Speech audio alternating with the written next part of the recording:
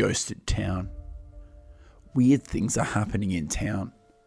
I'm getting pretty sure everything's connected to the mold, but of course I can't be completely positive. But now I can't think of another explanation. Too many coincidences not to tie in. Our town is quite small, population around 4,000.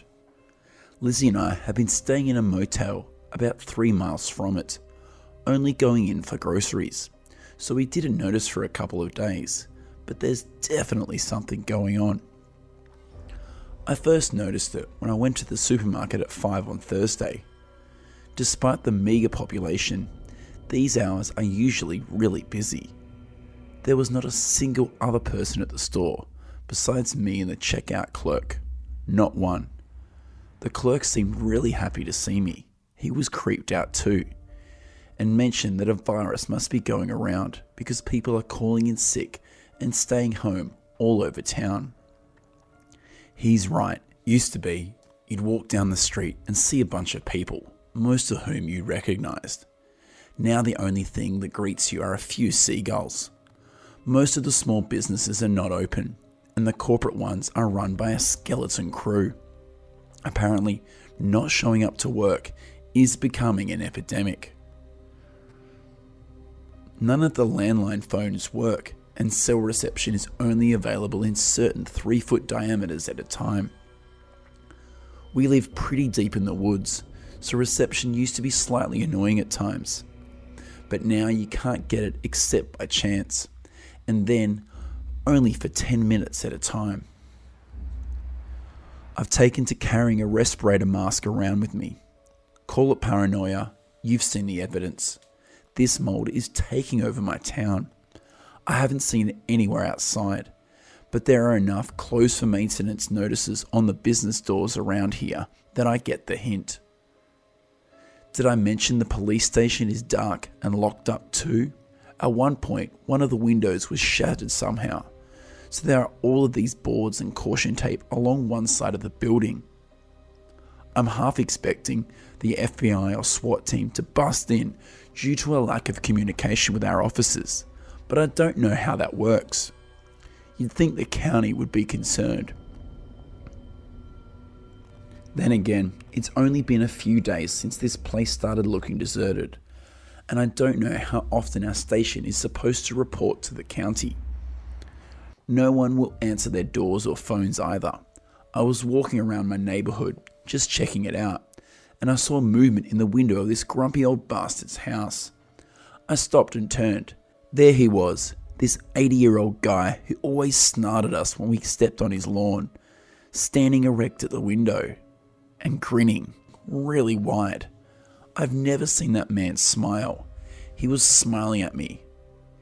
It took me a second to realize that his eyes were closed. But as I continued to walk, he kept turning towards me with his face and body, even though he couldn't see me. I'd say he just has really good ears, but the guy's practically deaf. Then he stepped back from the window, really jerky, like he'd forgotten how to work his body, and disappeared. Yesterday, I saw a woman in a blue dress standing on a street corner with her back to me. I hadn't seen many people outside, so I hailed her as I was coming toward her.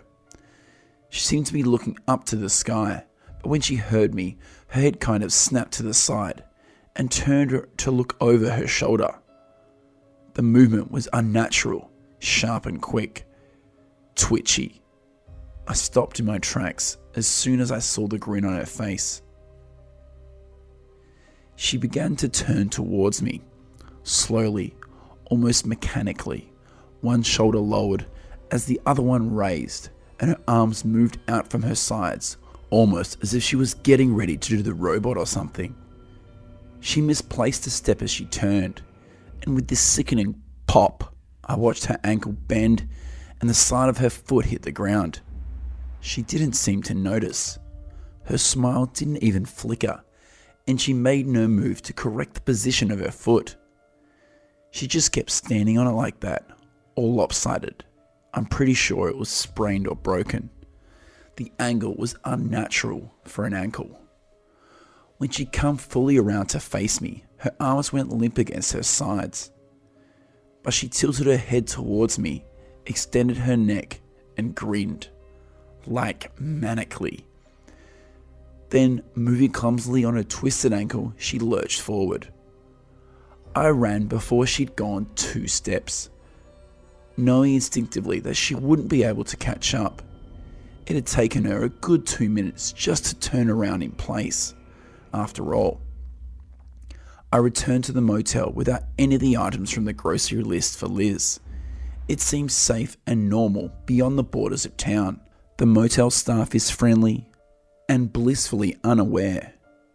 But as soon as you drive past the sign that reads, "Welcome to," the change is almost palpable.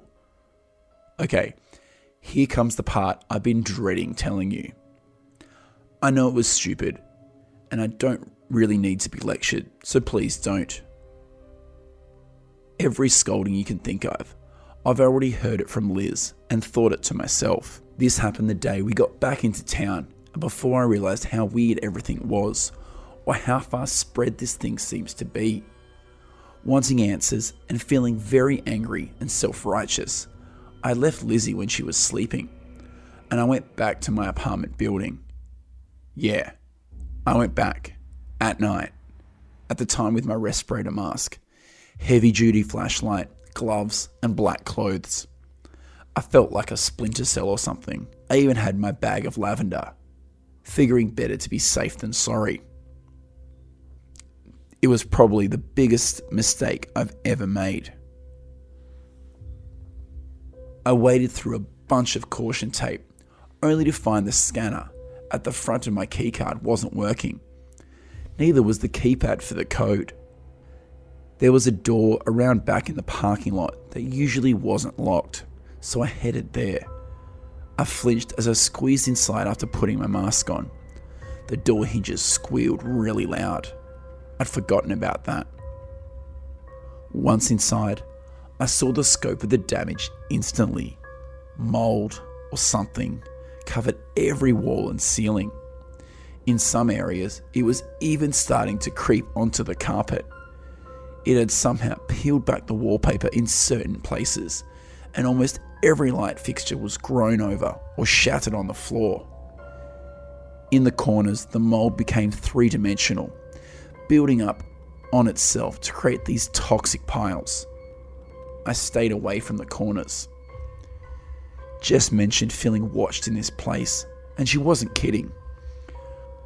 As I moved slowly down the hallway into the lobby, every time I turned around, I firmly believed there'd be someone behind me. There wasn't, though. Starting to regret my decision to come here, as you all warned me I would, I didn't want to head upstairs or downstairs quite yet. I kept hearing shuffling and thumping from above me, like someone was moving around in their apartment. But this place was supposed to be completely evacuated. I started in the lobby, checking for clues. I actually might have found one, a police officer's hat lying on the ground, already being taken over by the mold. Actually, up till then, I hadn't been freaking out, but seeing that piece of clothing, something no cop would purposely leave behind, it set me off. I'm not sure why, but it deeply unnerved me. I turned away from it, suddenly very ready to leave. There was someone coming down the hallway behind me, at the other end of the big room.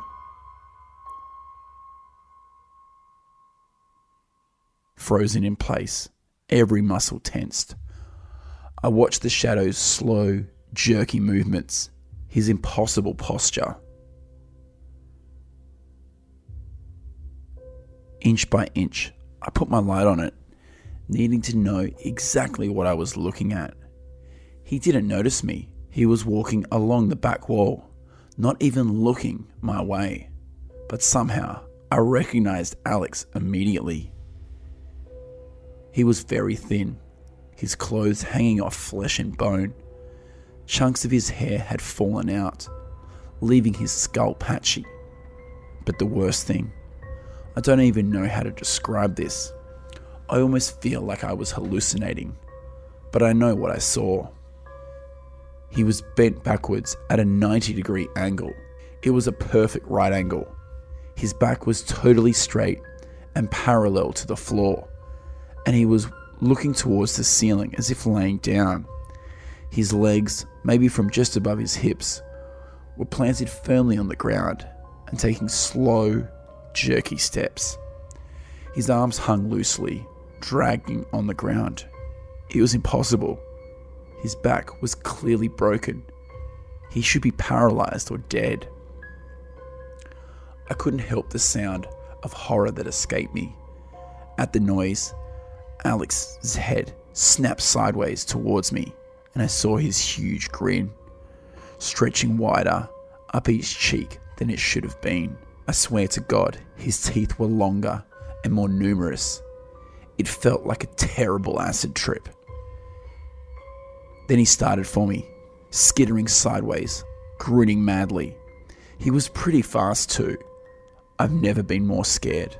Luckily, I backed up into the front doors and got out. I heard something inside bang against the glass, but I couldn't see thanks to all the mold. So that's what happened.